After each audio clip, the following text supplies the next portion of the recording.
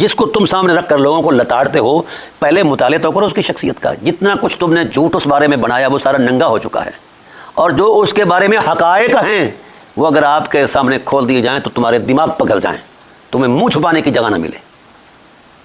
اس لیے میں گزارش کرتا ہوں کہ امن میں رہیں، یہ فتوے شتوے جو ہیں اپنے گھر میں رکھیں. اور امت جو ہے امت بننے جا رہی ہے، اور جن لوگوں تم کہتے تھے کہ جناب والا یہ فلاں ہیں فلاں ہیں فلاں ہیں، آج وہ لوگ آگ سے کھیل رہے ہیں. اور کس کے لیے کھیل رہے ہیں؟ غزہ کے مظلوم مسلمانوں کی حمایت کی پاداش میں وہ کھیل رہے ہیں. ان کا کوئی ذاتی قصور تو کوئی نہیں. ٹرمپ کی یہاں نہ ماں دفن ہے نہ پیو دفن ہے. ٹرمپ کے یہاں کا کیا لگتا ہے؟ وہ کہاں سے 7 سمندر پار آیا ہے؟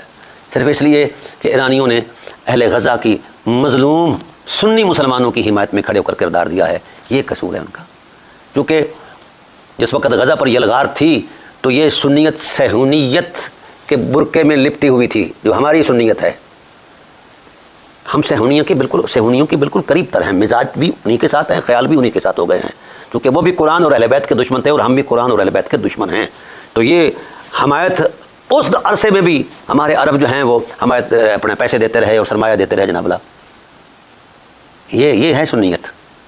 تو اس لیے میں عوام الناس سے عرض کرتا ہوں کہ جس وقت تم ملا کے شر سے بچ جاؤ گے، خدا ذوالجلال کی عافیت میں آپ دامن میں آ جاؤ گے، خدا آپ کی حفاظت کرے گا، آپ کے دین کی حفاظت کرے گا.